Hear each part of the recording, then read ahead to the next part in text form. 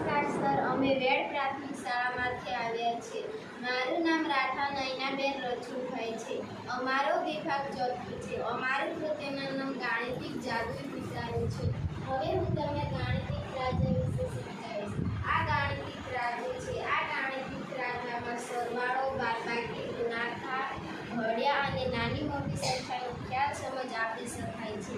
જો રાજ્ય સમાંતર થઈ જાય તો તેનો જવાબ સાચો હોય છે. હવે હું તમને એક સરવાળો કરીને બતાવીશ. તમે કોઈ પણ એક સરવાળો 3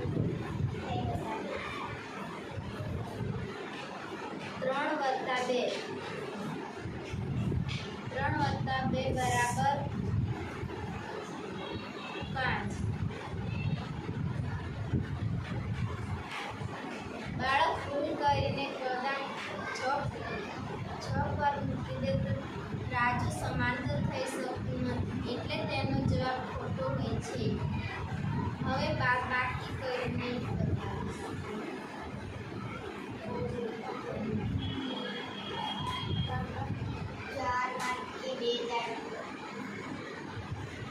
4 માંથી 2 જાય તો 2. બાળક ભૂલ કરીને 3 પર મૂકી દે તો રાજુ સમાંતર થઈ શકતું નથી, એટલે તેનો જવાબ ખોટો આવે છે. હવે ગુણાકાર કરીને બતાવીશ.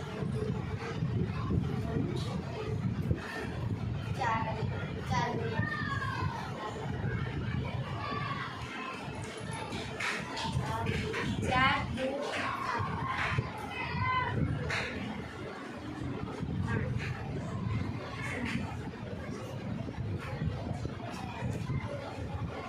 બાળક ભૂલ કરીને 7 પર મૂકી દે તો રાજુ સમાંતર થઈ શકતું નથી, એટલે તેનો જવાબ ખોટો આવે છે. હવે નાની મોટી સંખ્યા કરીને બતાવો.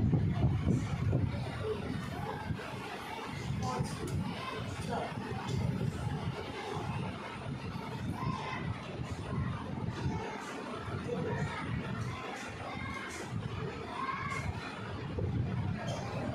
જે બાજુનું ત્રાજુ ઊંચું થઈ જાય છે તે નાની સંખ્યા, જે બાજુનું ત્રાજુ નીચું થઈ જાય તે મોટી સંખ્યા હોય છે.